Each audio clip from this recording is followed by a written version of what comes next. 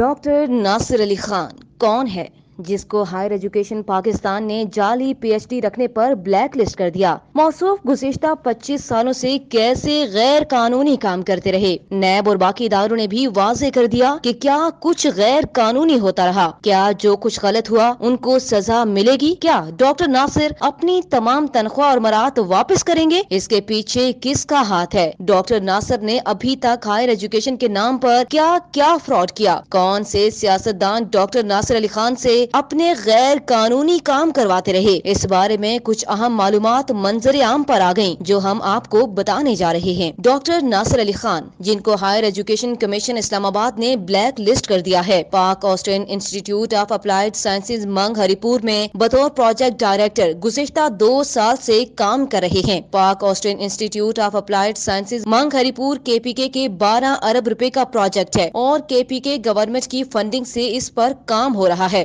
Doctor ناصر علی خان نے Peshawar university سے چربہ سازی کے ذریعے PhD کی ڈگری حاصل کی اور ڈاکٹر ناصر علی خان کا PhD کا تھیسس 49% تک چوری شدہ ہے۔ یہ بات HEC سے بھی ثابت شدہ ہے اور اسی بنا پر ڈاکٹر ناصر علی خان HEC سے بلیک لسٹ ہوئے۔ ڈاکٹر ناصر علی خان نے 16% سے زائد صرف ایک پیپر سے چوری کیا، 7% سے زائد دوسرے پیپر سے چوری کیا، 5% سے زائد تیسرے پیپر سے چوری کیا اور 5% سے زائد چوتھے پیپر سے چوری کیا۔ صرف 4 مقامات سے ڈاکٹر ناصر علی خان کا PhD کا تھیسس 33% چوری شدہ نکلا، جبکہ باقی PhD کا تھیسس دوسری جگہوں سے چوری کیا گیا اور اسی بنا پر ڈاکٹر ناصر علی خان HEC سے بلیک لسٹ ہوئے اور HEC کی ویب سائٹ پر باقاعدہ ناصر علی خان کا نام بلیک لسٹڈ فیکلٹی ممبرز میں شامل ہے۔ پشاور یونیورسٹی کے رولز کے مطابق غیر معمولی حالات میں کوئی بھی طالب علم زیادہ سے زیادہ 7 سال PhD پروگرام میں رجسٹرڈ رہ سکتا ہے، جبکہ ڈاکٹر ناصر علی خان نے پشاور یونیورسٹی سے PhD کی ڈگری 13 سالوں میں رولز کے خلاف حاصل کی۔ ڈاکٹر ناصر علی خان کی رجسٹریشن 30 اپریل 1991 کو ہوئی اور اپریل 2004 میں ڈگری حاصل کی۔ پشاور یونیورسٹی میں PhD اکنامکس کے داخلے کے لیے 18 سالہ MPhil ضروری ہوتا ہے، جبکہ ڈاکٹر ناصر علی خان کے پاس 14 سالہ BA اور 1 سالہ بیلجیم کا ماسٹرز ہے۔ یہ کل ملا کے 15 سال بنتے ہیں اور 16 سال کے بھی برابر نہیں بنتے۔ تو اس صورتحال میں یہ سوال پیدا ہوتا ہے کہ ڈاکٹر ناصر علی خان کا پشاور یونیورسٹی میں PhD کا ایڈمیشن کیسے ہوا؟ اس کے علاوہ بیلجیم میں ماسٹرز کے داخلے کے لیے بھی 16 سالہ ماسٹرز کی تعلیم درکار تھی، لیکن 1980 میں بیلجیم سے ماسٹرز کرنے سے پہلے ڈاکٹر ناصر علی خان کا پشاور یونیورسٹی سے اکتوبر 1977 میں BA 14 سالہ تھا۔ ڈاکٹر ناصر علی خان کا PhD کا تھیسس کاپی شدہ ہونے اور HEC سے بلیک لسٹ ہونے کے علاوہ ان کی بطور پروجیکٹ ڈائریکٹر بھرتی بھی غیر قانونی نکلی۔ تفصیل کے مطابق ڈاکٹر ناصر علی خان کی بھرتی بطور پروجیکٹ ڈائریکٹر 15 جنوری 2017 کو پاک Austrian institute of applied sciences منگ ہری پور میں پروجیکٹ پالیسی 2008 کے خلاف کی گئی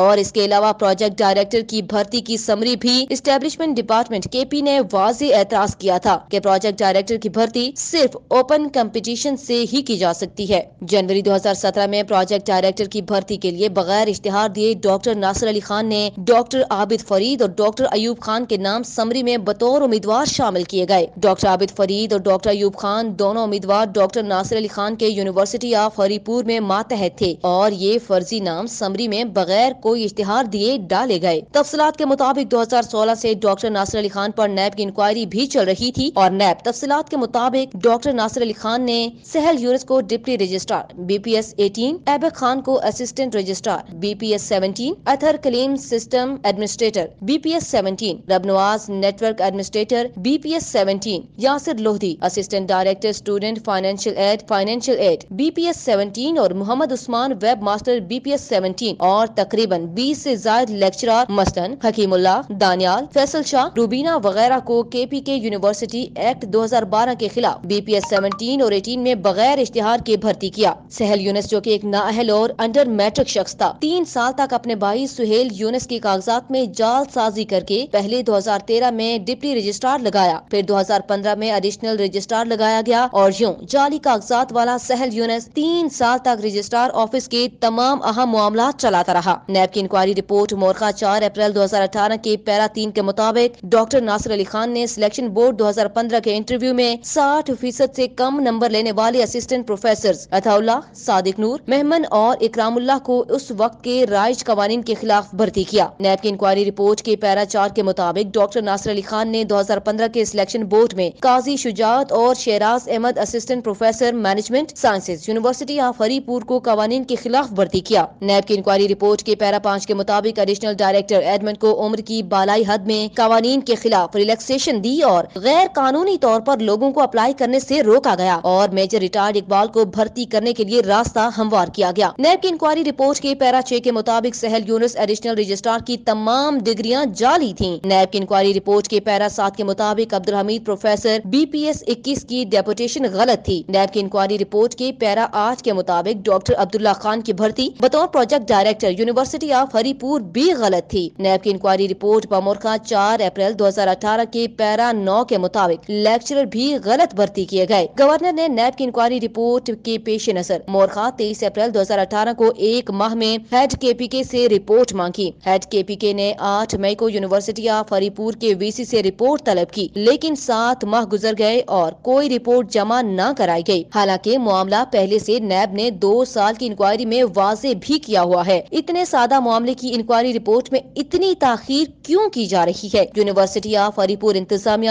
سنڈیکیٹ ہیڈ KPK اور گورنر KPK کے نمائندے بذات خود ان تمام غیر قانونی بھرتیوں میں بلا واسطہ یا بالواسطہ پارٹی ہیں، تو کیسے اپنے ہی خلاف انکوائری کمیٹی تشکیل دے کر انکوائری کر سکتے ہیں؟ اب عوام کا مطالبہ ہے کہ ایسے جعلی پروفیسر حضرات کو قرار واقعی سزا دی جائے اور تنخواہ اور مراد واپس لے جائیں، ورنہ تعلیم کے میدان میں ایسے لوگ نہ صرف قوم اور ملک کو بدنام کریں گے بلکہ آنے والی نسلوں کے لیے بدنما دھبے کا کردار ادا کریں گے۔